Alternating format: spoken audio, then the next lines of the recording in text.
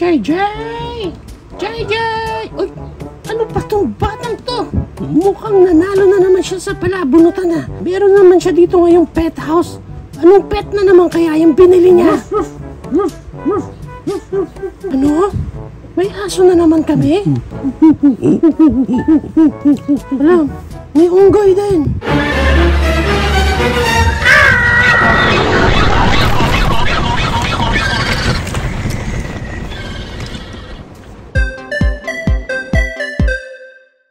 Ito na nga ang toy na review natin for today. This is the McDonald's Happy Meal for the month of April 2024. Playmobil Wheeltopia. So we have here the 1, 2, 3, 4, 5, 6, 7, 8 pieces ng mga animals. So let's unbox na isa-isa. So check muna natin itong pinakauna natin, which is si Hammerhead Shark. And as you can see, yung packaging nila dito na meron ulit silang QR, and sa side nandun lang yung Happy Meal smile natin and some stuff sa kabilang side, mga design lang sa kabila and more stuff dito, and also sa likod na nandun nga yung name na Hammerhead Shark. And pag na-unbox natin dito si Hammerhead Shark, you will also get another QR dito. I'm not sure lang kung same lang yung QR dito sa box nila and also dito sa card. Yung nasa likod dito sa card, it's like parang may mga stats lang silang nakalagay dito. Siguro more on facts regarding sa Hammerhead Shark. Moving right along dito sa ating main toy na naka-paper. Dito na yung ating Hammerhead Shark, and check natin yung kanyang details. Yan, gray na gray ang ating Hammerhead Shark. Ganyan sa ilalim. Pwede natin siya lagyan ng stand niya kasi meron siyang peg hole dito sa ilalim. Okay, sa side, nandun naman yung gills. Oh, nothing special na, and sad to say, walang any articulation din para dito sa Hammerhead Shark natin. As in, ganyan lang siya. So, ito ang ating Hammerhead Shark. Next, we'll check naman dito si Dolphin. And pag na-unbox din natin dito si Dolphin, nandito ulit yung kanyang card na may QR. And ito naman yung sa likod ng card niya. Yan. And moving right along sa ating main figure na nakabalot ulit ng paper. Nandito ang ating Dolphin. Check natin yung kanyang details. Ayan ang itsura niya sa side. Black na black din yung kanyang eyes. Yan. Sa kabilang side. Yan. Okay. Sa ilalim. Okay. May peg hole ulit siya doon. And dito part ng design or walang purpose itong line na to sa ilalim niya. Yan lang. Again, wala nang any articulation ulit itong si Dolphin. So, ganyan lang talaga siya. Next, we have here naman si Cayman. And pag na-unbox natin siya, dito ulit yung card na may QR, and si Cayman nandoon na may mga detailed stats ulit siya dito. Moving right along, dito kay Cayman, naka-paper siya ulit. And then, ito yung kanyang details. So parang crocodile nga yata siya or alligator. I'm not sure talaga. Cayman talaga siya. Yun yung name ng pinaka-animal niya. Parang di pa mature yung itsura niya dito. Pero ang ganda ng details lang na nilagay nila dito. Green and yellow na paint up sa taas niya. And maganda rin naman yung texture niya dito sa likod. Okay, yan pa yung face niya. Maayos din naman sa ilalim. Yan. Although sa kanya wala na siyang peg hole dito. Kasi mga screws na yan yung dalawang dot na yan. And wala rin siyang any articulation din. Next, we have here Polar Bear. And nandito rin yung kanyang card na may QR, and sa likod nandito ulit yung mga stats niya. And i-unpaper natin siya since nakabalot siya ulit sa kanyang paper. Check natin yung details niya. Oh, good. Nice. Nice. Okay. Yung details niya. Pwede mo ulit siya lagyan ng stand dito. Meron siyang articulation actually. Ulo niya dito is nabababa. Yan lang. Ayan lang. Yan lang yung nagagalaw. Parang wala lang din. Sana pwede pang may angat na mas sobra para mas nakatungo siya ng taas. Although, at least yung paa niya dito sa likod, articulated din. Even itong kabilang side niya yan. Pero yung mga legs niya sa harap wala na. Naka-fix lang siyang ganyan. So, ito na ang ating Polar Bear. Next, we have here naman si Orangutan.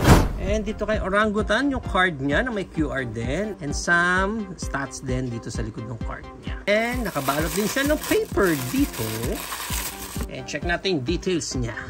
Okay naman yung face niya, okay. Ang medyo hindi ko nagustuhan dito kay orangutan natin is medyo pale yung pagkaka-color sa kanya. Base lang din dito sa card na meron tayo.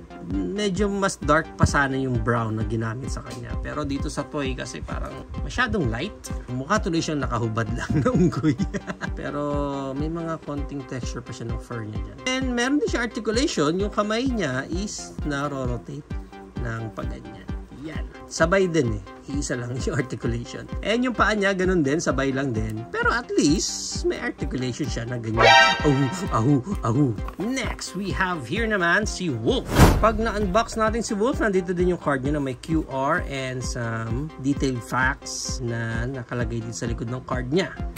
Pag na-unpaper naman natin dito si Wolf, check natin agad yung kanyang details. Ayan. Parang bagong gising yung Wolf natin. Pero cool kasi yung mga texture niya ng mga fur dyan, eh, naglagay din sila sa mga bandang likod ng paa niya. Yan, no, sa ilalim. Okay yung details na itong Wolf na to. And para sa articulation niya, yung ulo niya, may konting articulation lang din. Konti lang yung up and down ng head. Sana mas tinaasan pa nila. Kasi nilagyan na rin naman na nila ng articulation dito. Why not isagad pa nila hanggang taas at baba? Yung tail niya, ayan o, buti pa tong tail niya. At least nakaangat ng ganyan. And nabababa. Todo naman sa taas at todo sa baba. Which is much better. Comparing it dito nga sa head niya na ganyan-ganyan lang. Tutungo-tungo lang siya. Hindi tuloy siya makapag...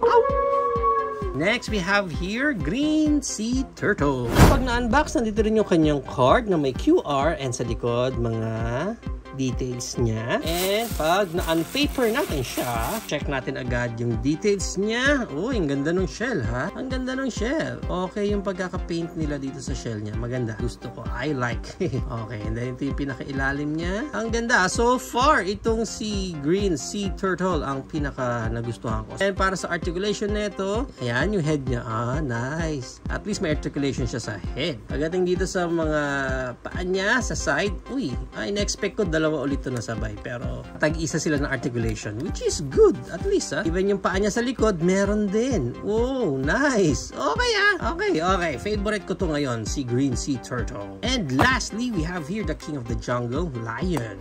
Unbox natin siya. Nandito rin yung card niya na may QR and sa likod, mga details pa niya. Pag na-unpaper natin siya, check natin yung details dito ni Lion.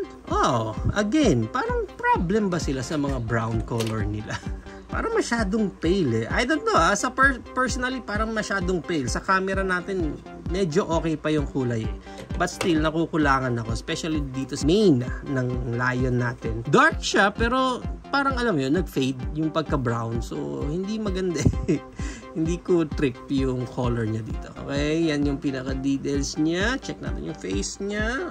Okay, parang may sunburn lang sa ilong, si Lion. Yan, and para sa articulation ni Lion, yung tail niya, naiikot lang ng ganyan. And nakalimutan yata nilang lagyan ng paint itong dulo ng buntot. And sa ulo niya, konti lang din yung sa ulo, yung articulation niya sa head.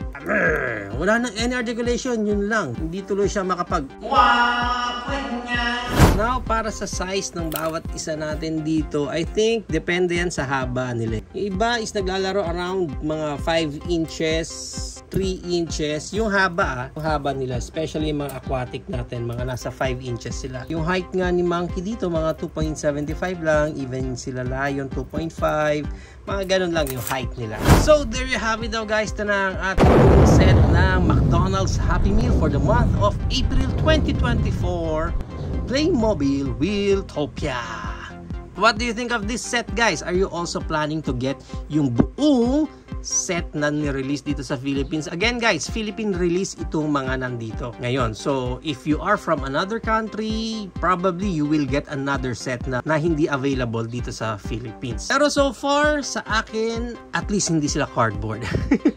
Mahirap imagine na we will get a cardboard na mga ganitong klaseng animals. Aesthetically speaking, for me, hindi ako ganun ka-satisfied. Itsura nung bawat isang animals natin dito. Particularly kasi, hindi ko magets bakit yung iba may mga articulation. Pero, yung iba naman, as is, wala talagang any articulation. Especially this one, pwede sana nila din nilagyan ng articulation dito sa head or sa paaman lang or sa buntot. Comparing it dito sa ating green turtle, ginawa nilang articulated. Pero Yung iba, as in, wala. As in, ganyan lang siya. Pwede siyang pang tanchi. Ganun. Iba naman, super limited articulation lang. Naglagay na rin lang sila ng articulation, but hindi pa nila nilahat yung articulation na yun. Kaya no wonder na magiging favorite ko talaga itong si Green Sea Turtle. About you guys, sino ang pinaka-favorite nyo sa buong set na to? Pareho ba tayong si Green Sea Turtle? And which one dito ang meron na kayo sa collection nyo? Please comment it down, guys. But then again, this Wheeltopia from Playmobil is a good addition kung gumagawa kayo ng mga diorama nyo, need to create a habitat ng mga animals or zoo. Yung mga ganitong klaseng figure, best to. Doon nyo ma-maximize itong buong set na to.